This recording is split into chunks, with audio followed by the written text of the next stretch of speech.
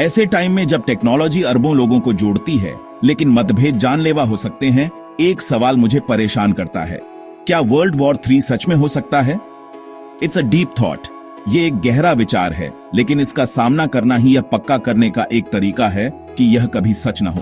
तो आज मैं आपको सबसे पॉसिबल सिचुएशंस के बारे में बताना चाहता हूं, असली रिस्क और सबसे जरूरी, आप और मैं कैटास्ट्रॉफी को रोकने के लिए क्या कर सकते हैं। चलिए देखते हैं कि अभी हालात क्या हैं। दुनिया पहले से ज्यादा आपस में जुड़ी हुई है, लेकिन ये कनेक्शन हमें कमजोर भी बनाते हैं। पुरानी दुश्मनी बढ़ रही है, इकोनॉमीज पर प्रेशर है और देश टेक्नोलॉजिकल डोमिनेंस के लिए दौड़ रहे हैं। बस एक चिंगारी चाहिए एक ग्लोबल आग भड़काने के लिए।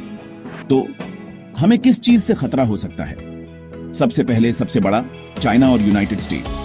ताइवान जैसी जगहों पर टेंशन और साउथ चाइना सी सिर्फ हेडलाइन नहीं बना रही है, वे बस सतह के नीचे सुलग रही हैं। कल्पना कीजिए, एक गलत कैलकुलेशन, शायद एक मिलिट्री ड्रिल गलत हो जाए या एक साइबर अटैक किसी जरूरी सिस्टम को टारगेट करे। यहां रिस्क सिर्फ डायरेक्ट कॉन्फ्लिक्ट नहीं है, यह है कि एक छोटी सी दुर्घटना कैसे स्नोबॉल बन सकती है जब 2 न्यूक्लियर पावर्स शामिल हों। वह एक बुरा सपना है। इसके बाद रशिया है और नेटो, यूक्रेन फ्लैश पॉइंट है। लेकिन असली खतरा यह है कि एक लोकल कॉन्फ्लिक्ट कैसे दर्जनों देशों को रातों रात खींच सकता है। मिस इन्फॉर्मेशन, बॉर्डर पर झड़पें या एक भी गलत कदम, ये एक ऐसी चेन रिएक्शन को ट्रिगर कर सकते हैं जो कोई नहीं चाहता। सभी डिप्लोमेटिक कोशिशों के बाद भी तनाव बना हुआ है। लेकिन यह सिर्फ टैंक और सैनिक नहीं है। नया युद्ध क्षेत्र डिजिटल है। साइबर वॉरफेयर एक वाइल्ड कार्ड है। पावर ग्रिड को हैक करना, फाइनेंशियल सिस्टम को ठप करना या कम्युनिकेशंस को ब्लॉक करना। अगर कोई साइबर अटैक को युद्ध का काम समझ लेता है तो यह किसी की उम्मीद से कहीं ज्यादा बड़ा हो सकता है।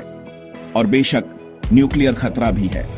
न्यूक्स कोल्ड वॉर के साथ खत्म नहीं हुए, वे अभी भी हैं। और एक नॉर्मल कॉन्फ्लिक्ट के न्यूक्लियर में बदलने का रिस्क, चाहे वह गलती से हो या गलत कैलकुलेशन से, डरावना सच है।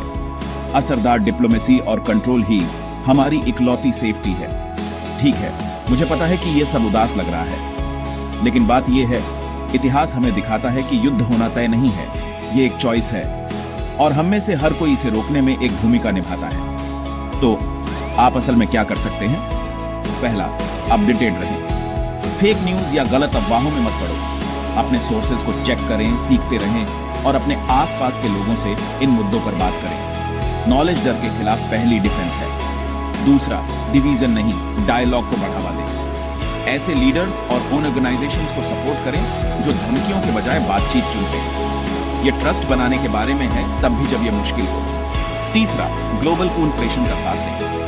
क्लाइमेट चेंज जैसी प्रॉब्लम, महामारी और इनइक्वालिटी बॉर्डर्स का सम्मान नहीं करती। इंटरनेशनल टीम वर्क को बढ़ावा देना सबको ज्यादा सेफ बनाता है। चौथा, डिसआर्मामेंट की वकालत करें। न्यूक्लियर वेपन्स ऐसी चीज होनी चाहिए जिसके बारे में हम बात करें, ताकि हम उनसे छुटकारा पा सकें।